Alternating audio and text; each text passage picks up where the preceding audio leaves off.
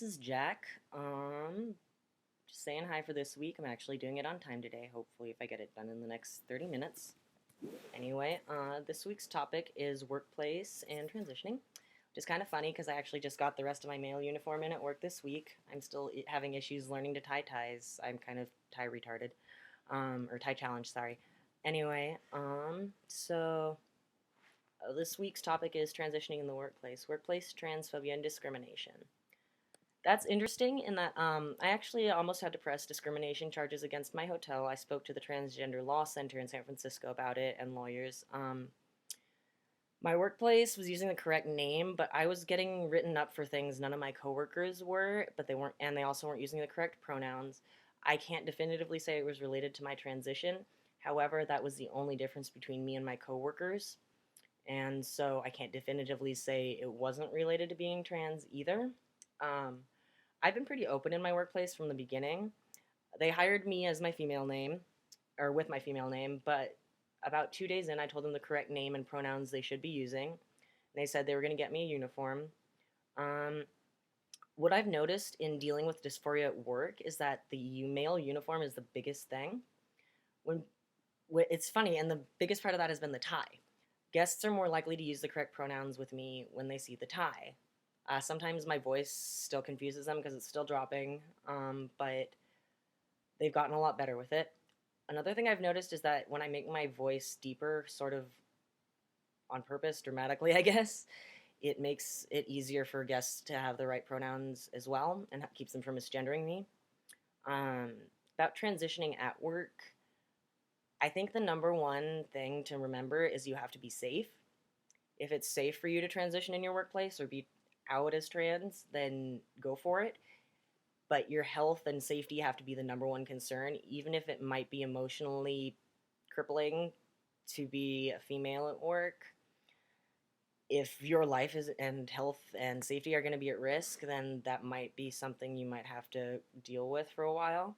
Um, if you do choose to bring up transitioning to your workplace, the first place I'd go is HR. Dog. Anyway, that's human resources. They're in charge of most interpersonal stuff, like problems between coworkers or whatever. The next person I'd go would be management, and this is all if your HR and management are trans friendly. The way I knew mine should be is that our company policy protects everything, including gender identity.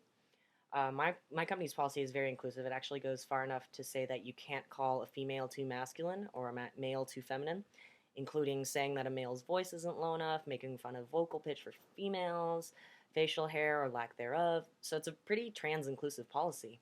In California, gender is actually respected and can't be discriminated against by law, but I know that's not every state. Read your policies because sometimes management doesn't even know what's supposed to be going on.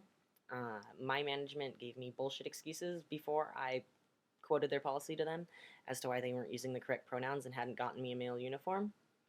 They told me first it was because I checked female on my drug test, and I said that doesn't determine anything, that's a medical thing. And second, they told me because they hired me as a female. I said, no, I came in 2 days after I was hired, and you were using the right name and told you the right pronouns to use, but you haven't respected them. So I guess with dealing with dysphoria and discrimination at work, the number one thing that I've found helps is the male uniform for dysphoria.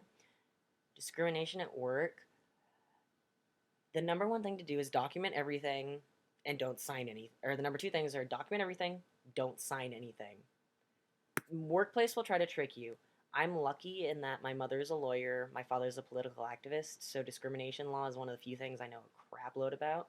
So I was able to make sure that my rights were being protected and that they weren't allowed to manipulate me or play legal loopholes or whatnot. But do not commit to anything if you're facing discrimination and it's okay for you, and you choose to press the issue. Document everything. Do not sign anything. Make sure you have witnesses, because then you can have people to back you up for providing proof, and it also helps back you up for safety. And then let's see, highlights and lowlights of this week. Initiative passed in California on either the 9th or the 10th of April that made it so health insurance in California, as long as it's not a self-insured policy, has to provide medically necessary care for anyone regardless of gender identity. This, I checked, includes transition care that is ruled medically necessary, which surgeries, hormones, therapy, most of them are. However, if it's denied the claim, you also have to be given the right to appeal it, which means, like any other insurance claim you appeal, you prove that it's legitimate and that it's medically necessary, yada yada, and you're fine. And then, sorry, back to highlights, lowlights of the week. Lowlights, I had to go to urgent care for some stupid medical stuff. Part of it being I have fibromyalgia, which is a lifelong muscle condition, and I have had a knot in my shoulder that's been going on for like a month now or so. Um, it gets worse, causes immense pain. They gave me medication for it, but it kind of was completely unrelated to actually helping the muscle knot. So, whatever. But I'm seeing another person for it on Monday, so that should possibly, or Tuesday, that should help. That's a low light. And then highlight of the week is, I've been getting more hours at work. That's nice. And Alex is here. She's sleeping. I'd show you her, but she's sleeping. She might not like that. I'm actually going to wake her up and give her a present pretty soon. We've been together about 2 months now, I think. Actually, I think today is our 2 months anniversary. So, yeah, I'm going to wake her up and give her a present.